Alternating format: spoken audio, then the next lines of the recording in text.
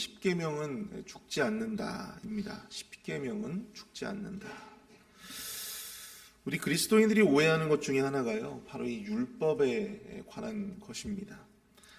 신약의 영향으로 인해서 이 바리새인들이 목숨처럼 여긴 이 율법이라고 하는 것, 이것은 무조건 잘못된 것이고, 또 우리가 살고 있는 이 은혜의 시대, 이 신약의 시대에는 율법은 폐해야 될 것처럼 치부해버리는 그러한 사람들이 있습니다.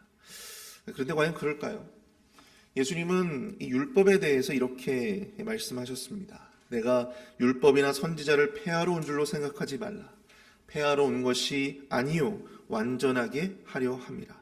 진실로 너에게 이르노니 천지가 없어지기 전에는 율법의 1.1획도 결코 없어지지 아니하고 다 이루리라. 아멘. 예수님은 오히려 이 율법이나 선지자를 폐하러 온 것이 아니고요, 완전하게 하고 또 율법의 1.1획이라도 다 온전히 이루시겠다, 그것을 이룰 것이다 말씀하셨다라고 하는 것입니다. 그리고 당신이 하신 말씀처럼 예수님께서는 십자가 위에서 그 율법의 모든 요구를 이루시고 또 완전한 순종의 모범을 보여주셨다라고 하는 것이죠. 오늘 우리가 읽은 이 본문의 십계명, 이것은 율법 중의 율법이라고 불려지는 그러한 내용입니다. 십계명은 단순히 성경책의 어떤 뒷장을 장식하기 위해서 만들어진 것이 아니라 이것은 이스라엘 백성들이 하나님으로부터 첫 번째로 받은 최초의 율법, 최초의 성문법으로서 매우 특별한 의미와 가치를 가진다라고 하는 것이죠. 게다가 십계명은 구약에 국한된 부산물이 아니라 오늘날 우리에게도 매우 중요한 영적인 어떤 구속력을 가지고 있다라고 하는 것입니다. 구원의 조건이 아니라 우리가 이 십계명을 지킨다라고 하는 것이 내가 이 십계명을 지켜서 내가 구원을 받기 위한 조건으로 우리가 이 십계명을 배우고 또 십계명의 내용대로 우리가 순종하며 나아가는 것이 아니라 구원의 증거로서 구원받은 그리스도인들의 삶의 모습이 어떠해야 하는지, 구원받은 그리스도인들의 삶이 어떠한 삶의 모습으로 나아가야 하는지에 대한 분명한 기준점을 제시해주고 있다고 하는 사실입니다. 십계명의 원리를 이해하고 또 그 안에 담긴 하나님의 뜻에 순종하는 것은 구원을 받기 위한 조건이 아닌 구원받은 자들이 마땅히 살아야 할 삶의 기준의 준칙을 제공한다는 것입니다. 그럼 우리는 이 십계명을 통해서 어떠한 신앙의 원리와 영적인 기준을 배울 수가 있을까요? 오늘 이 새벽에는 그 원리를 함께 좀 살펴보고 우리가 영적인 은혜를 나누어 보고자 합니다. 첫 번째로 우리는 십계명을 통해서요, 하나님을 예배하는 예배자의 영적인 자세가 어떠해야 되느냐, 그것에 대해서 배울 수 있게 된다고 하는 것입니다. 십계명의 1계명부터 4계명까지는 하나님의 백성들이 하나님을 어떻게 예배하고 또 예배자로서 우리가 하나님에 대한 어떤 영적 자세를 가져야 되는지에 대해서 깨닫게 해주고 있습니다. 특히 오늘 본문 3절을 보시면요, 너는 내 하나님 여호와의 이름을 망령되이 일컫지 말라. 나 여호와는 내 이름을 망령되이 일컫는 자를 죄 없는 줄로 인정하지 아니하리라, 이렇게 말씀하고 있어요. 하나님 외에 다른 신을 섬기지 말 것, 그리고 하나님을 그 어떠한 세상의 모양이나 형상으로도 만들지 말 것. 1계명과 2계명의 내용이 이어진 이후 이 3계명에서 하나님은 당신의 이름이 망령되이 일컫지 말게 하라, 그렇게 말씀하고 있다고 하는 것입니다.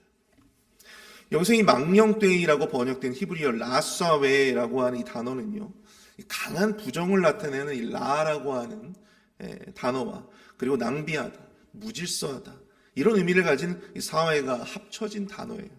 다시 말해서 이 의미는 헛되이, 쓸데없이, 함부로, 이런 의미를 가진다고 볼 수가 있습니다. 하나님의 이름을 함부로, 쓸데없이 그렇게 헛되이 불러서는 안 된다고 하는 것이죠. 사실 여러분들, 하나님은요, 이름이 없는 분이십니다. 성경에서 이름을 준다고 하는 것은 어떤 의미입니까? 주인이 자신의 소유에게 이름을 붙여주는 거예요. 주인이 어떤 물건을 만들면요, 이름을 붙입니다. 부모도 자녀를 낳은 후에 이름을 불러줍니다. 그러나 하나님은 하나님의 부모도 주인도 있을 수 없으니 이름이 있을 리가 없다라고 하는 것이죠. 논리적으로 하나님의 이름은요, 있을 수가 없는 것입니다. 그러나 출애굽기 3장을 보시면 모세가 하나님께 질문합니다.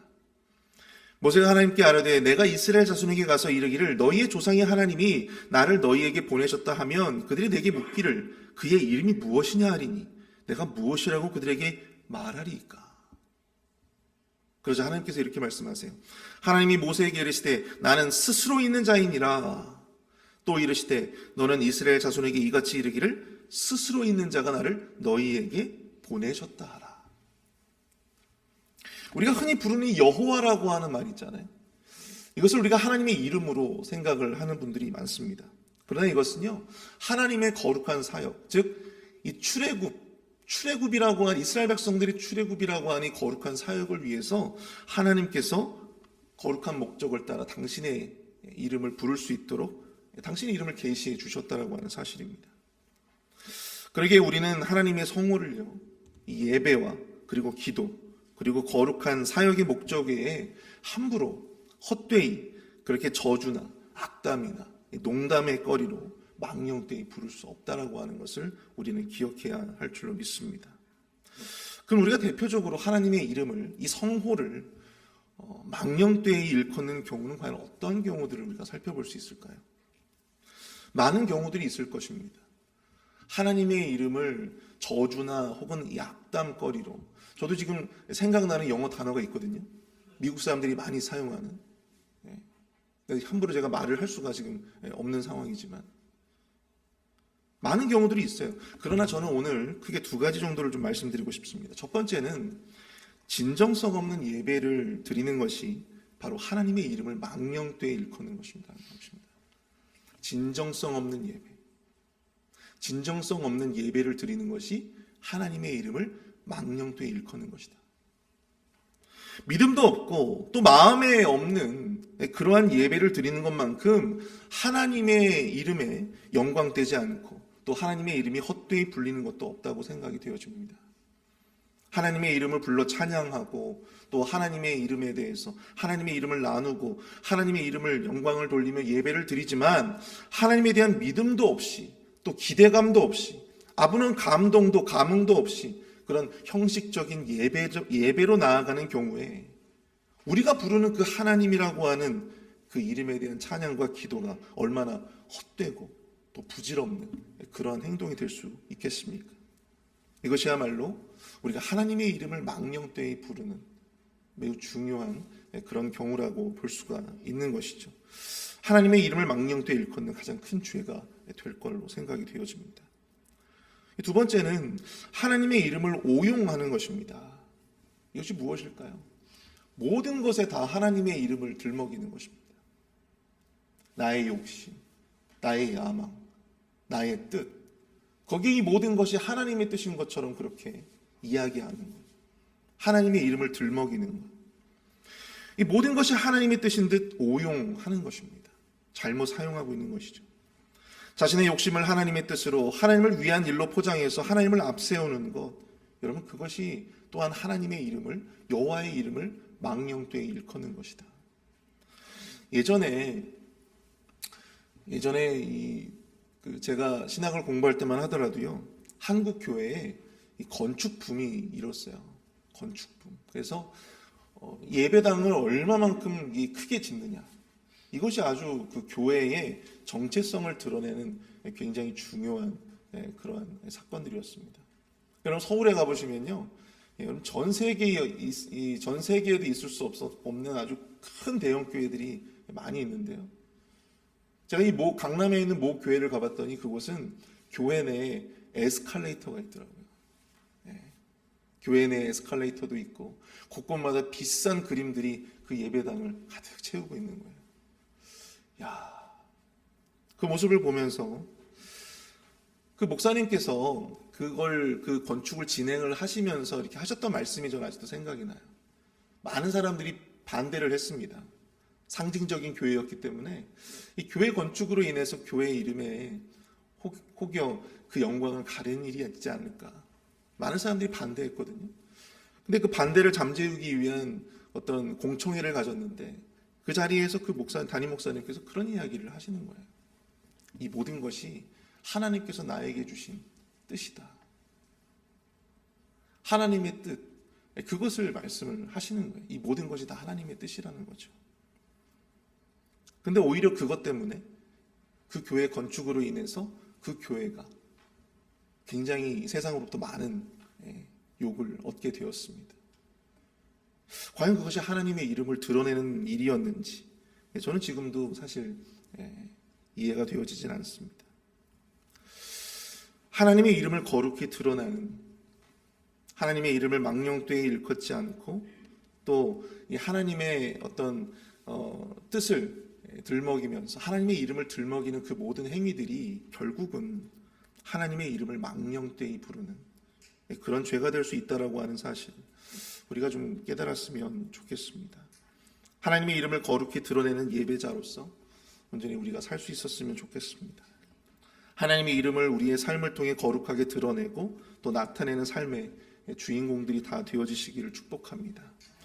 여러분들을 통해서 하나님의 이름이 더럽혀지는 것이 아니라 오히려 온 세상에서 여러분들의 삶을 통해서 하나님의 이름이 더욱더 거룩하게 드러내지는 그러한 이 은혜가 있게 되어지기를 바랍니다.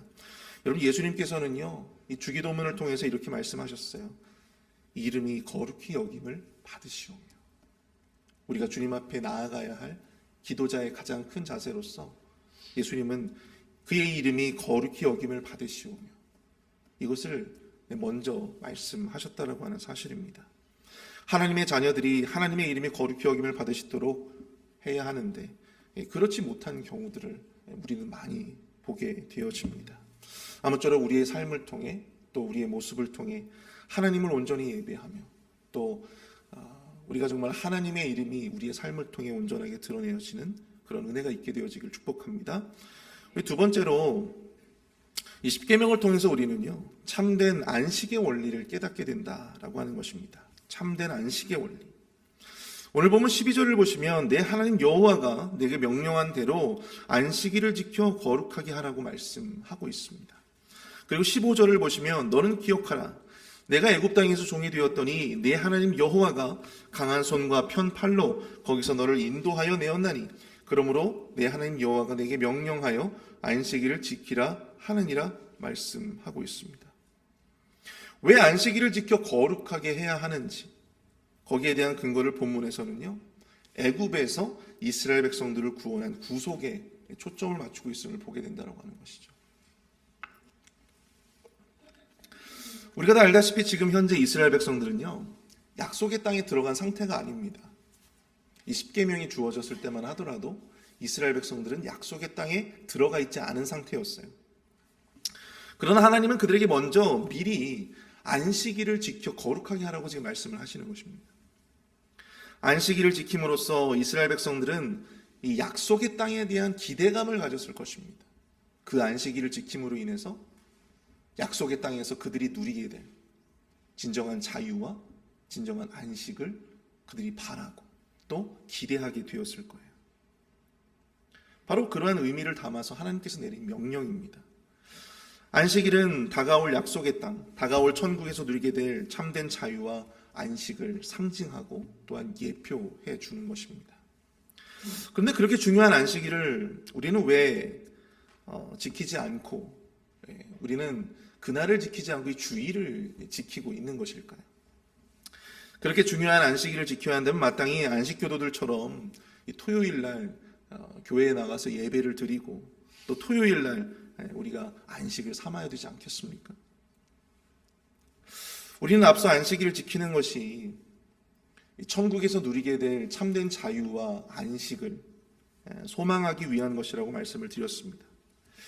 우리가 이 세상에서도 천국에서의 안식을 잊어버리지 않고 천국의 안식을 소망하고 바라기 위해서 우리는 또한 안식일을 지켜야 해요. 그러나 여러분, 우리 예수님은요, 토요일이 아닌 언제 부활하셨습니까? 주일날 부활을 하셨어요. 주일날 부활하셨습니다. 죄로 묶여서 참된 자유와 안식이 없이 살던 우리에게 부활을 통해서 예수님은 참된 자유와 안식의 길을 활짝 열어주셨습니다. 그렇기 때문에 우리는 이 참된 자유와 안식의 날인 주일을 우리의 안식일로 정하여 지키고 있는 것이죠. 토요일을 무조건 안식일로 지키는 것이 중요한 것이 아닙니다. 안식일의 참 뜻과 참된 이 원리대로 우리의 주일을, 우리의 날을 구별하여서 하나님 앞에 안식일로 지키는가, 그것이 훨씬 더 중요한 의미다라고 하는 것이죠. 또한 안식일에 대한 계명을 묵상하면서 우리가 생각해 봐야 할 것은요, 그럼 우리가 이 안식일을 어떻게 지켜야 하는가, 이것에 대한 문제예요. 이 성경은 안식일을 지켜 푹 쉬어라 그렇게 말씀하고 있지 않습니다. 안식일을 지켜 거룩하게 하라 말씀하고 있어요. 여기서 이 거룩하게 하라는 말이 무엇입니까? 거룩하게 하다, 그건 구별되다라고 하는 의미예요. 구별되게 하라. 안식일을 지키되 세상과 구별되도록 하라, 그렇게 말씀하시는 것이죠.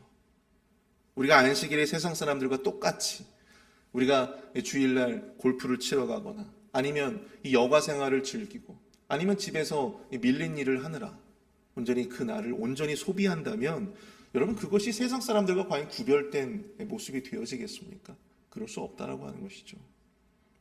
안식일을 지킨다라고 하는 것은 세상과 구별되는 이 거룩한 일들에 집중해야 함을, 우리 하나님께 집중해야 함을 의미합니다. 세상살이 하느라 집중하지 못했던, 세상살이 하느라 감히 하나님의 일을 하지 못했던 바로 그것을, 그 주의 날을 구별하여 우리가 하나님 앞에 온전히 올려드리는 것이죠. 그래서 하나님을 예배하고 또 하나님을 위한 거룩한 사역을 감당하는 것, 그것이 바로 우리가 주일을 지켜 거룩하게 하는 삶의 모습인 줄로 믿습니다. 안식일을 온전히 자신만의 쉼의 시간으로 보내는 세상 사람들과 구별되는 우리 그리스도인들만의 거룩한 예배, 또 거룩한 사역에 집중하는 것, 바로 이것이 우리 안식일을 거룩하게 지키는 삶의 모습이다라고 하는 것을 다시 한번 우리가 기억했으면 좋겠습니다. 우리 마지막으로 우리 십계명을 통해서 우리는요, 그리스도의 몸으로서의 가치와 영적인 질서를 깨닫게 한다라고 하는 것입니다. 그리스도의 몸으로서의 가치와 영적 질서를 깨닫게 되어진다. 오늘 보면 16절부터 21절까지 말씀을 보면요, 이웃사랑에 대한 여러 가지 계명들을 소개하고 있음을 보게 됩니다. 우리가 앞에서 살펴봤던 이 내용들은요, 대부분 하나님과 우리 사이의 내용들, 우리가 하나님을 어떻게 섬겨야 하고 우리가 하나님을 어떻게 예배해야 하는가, 이런 내용들이었다면 이후의 계명들은 우리와 이웃 사이의 질서에 관한 내용들을 다루고 있다고 하는 것입니다. 부모를 공경하고 또 살인하지 말고 간음하지 말고 도둑질하지 말고 이웃에 대해서 거짓 증거나 이웃의 소유를 탐내지 말아야 한다. 그 모든 것이 나와 이웃 사이에 있는 이 영적인 질서를 침범하지 말아야 한다. 그것을 깨지 말아야 된다고 하는 것을 이야기해주고 있죠.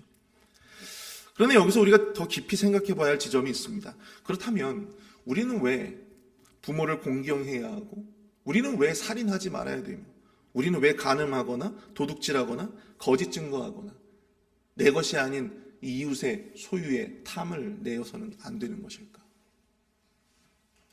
그것은 우리 모두가 하나님의 소유된 자들이기 때문입니다. 우리가 하나님의 소유된 자들이기 때문이에요. 나뿐만이 아니라 우리 모두가 하나님의 소유된 백성들이다라고 하는 것이죠. 레위기 20장 26절을 보시면요, 이런 말씀이 있습니다. 너희는 나에게 거룩할지어다. 이는 나 여호와가 거룩하고 내가 또 너희를 나의 소유로 삼으려고 너희를 만민 중에서 구별하였습니다. 우리 모두가 하나님의 소유된 하나님의 백성들, 만민 중에서 구별한, 만민 중에서 택한 하나님의 백성들이다라고 하는 사실을 말씀해주고 있는 것입니다. 나를 비롯한 나의 이웃들, 우리의 지체들 모두가 하나님의 거룩한 소유다. 우리의 몸은 하나님의 영이 거하시고 또 우리의 몸은 하나님의 거룩한 성전이 되죠. 하나님의 형상으로 창조된 것뿐만 아니라 우리의 몸 안에 하나님의 영이 각각 임하고 계신 것입니다. 그러므로 우리 모두는 거룩한 하나님의 성전이 되어진다라고 하는 것이죠. 그 자체만으로도 굉장히 중요한 가치를 가진다라고 하는 것입니다. 그러므로 그리스도의 몸된 육체를 물려주신 부모님을 우리가 공경할 수밖에 없는 것이고요. 그리스도의 몸된 이웃의 육체를 함부로 해할 수 없는 것이고, 그리스도의 몸을 간음으로 더럽힐 수 없다라고 하는 사실입니다. 또한 그리스도의 몸으로 타인의 소유를 훔치거나 거짓 증거하는, 또한 그리스도의 몸을 탐심으로 더럽혀서는 안 된다라고 하는 사실을 말씀해 주고 있다라고 하는 것이죠. 이웃을 사랑하는 계명들의 이 근간에는요, 그 이웃들을 왜 사랑해야 하는가? 나와 이웃 그 모두가 그리스도의 구별된 자들, 하나님의 소유된 백성이라고 하는 바로 이러한 생각이 자리 잡고 있다라고 하는 사실입니다. 우리가 왜 이웃사랑을 실천해야 되는지에 대한 영적인 근거가 바로 여기 있다라고 하는 사실이에요. 이것을 깨닫는다면 여러분, 이웃을 향한 우리의 시선과 관점도 변화되어야 할 줄로 믿습니다. 내가 미워하고 혹은 내가 저주하는 그 사람도 결국엔 하나님의 백성이고 또 하나님의 자녀라는 사실이에요. 그리스도의 몸, 거룩한 하나님의 성전임을 우리가 기억해야 한다라고 하는 사실입니다. 그러므로 그를 귀하게 여길 수밖에 없는 것이죠. 레위기 19장 18절을 보시면요, 내 이웃 사랑하기를 내 자신과 같이 사랑하라, 그렇게 말씀하고 있습니다. 이 말씀은 이웃 사랑의 근거가 바로 어디에 있어요? 거룩한 그리스도의 몸된 우리 자신을 먼저 사랑하는 것을 전제한다라고 하는 것을 말씀해 주고 있습니다. 내 이웃 사랑하기를 내 자신과 같이 하라. 그럼 여러분 어때요? 자기 자신을 사랑할 줄 모르는 사람은 이웃을 사랑할 수가 있을까요? 없을까요? 없는 거예요. 나를 사랑할 줄 모르는 사람은 결코 이웃을 사랑할 수가 없습니다. 이웃을 존중할 수가 없습니다. 사랑하는 성도 여러분, 자기 자신이 그리스도의 몸된 거룩한 성전임을 깨닫지 못하고 내가 하나님의 그 특별한 사랑을 입어서 구원의 은혜를 경험한 자다라고 하는 그 인식이 내 안에 없다면 우리는 결단코 다른 자를, 이웃을 존중해 주거나 혹은 사랑할 수 없다라고 하는 사실입니다. 나 자신을 먼저 사랑할 수 있어야 하고 내가 받은 그 하나님의 사랑을 먼저 인정할 수 있어야, 내가 받은 그 하나님의 은혜를 먼저 인정할 수 있어야, 그것을 확신할 수 있어야 우리도 우리의 이웃을 사랑하고 그들에게 그 은혜를 흘려보낼 수 있다라고 하는 사실입니다. 철학자인 에릭 프롬은 이렇게 이야기합니다. 사랑도 결국은 배우고 익혀야 하는 기술이다. 자신을 사랑하는 법을 배우지 못한 사람은요, 결단코 다른 사람을, 우리의 이웃을 사랑할 수 없습니다. 어떻게 사랑해야 하는지를 모르기 때문이죠. 무엇이 사랑받는 것인지도 모르는데 어떻게 우리의 이웃을 사랑하겠습니까? 사랑하는 성도 여러분, 우리를 향하신 하나님의 큰 사랑을 깨닫는 저와 여러분들이 될 수 있기를 축복합니다. 여러분들, 우리의 힘으로는요, 우리의 능력으로는 결코 이웃을 사랑할 수가 없습니다. 우리의 죄악된 본성으로는요, 결단코 우리의 이웃을 존중할 수가 없습니다. 배려할 수 없어요. 그러나 우리가 하나님으로부터 받은 그 사랑과 그 은혜와 그 배려를 우리가 인정하고 또 그것을 배운다면 우리가 진정으로 우리의 이웃을 사랑할 수 있는 능력을 우리 주님께서 허락해 주실 줄로 믿습니다. 우리를 사랑하신 하나님의 큰 사랑을 온전히 누림으로 이웃을 사랑하기 위한 건강한 원동력이 될 수 있기를 축복합니다. 우리 다 함께 말씀을 생각하시면서 합심해서 함께 좀 기도했으면 좋겠습니다.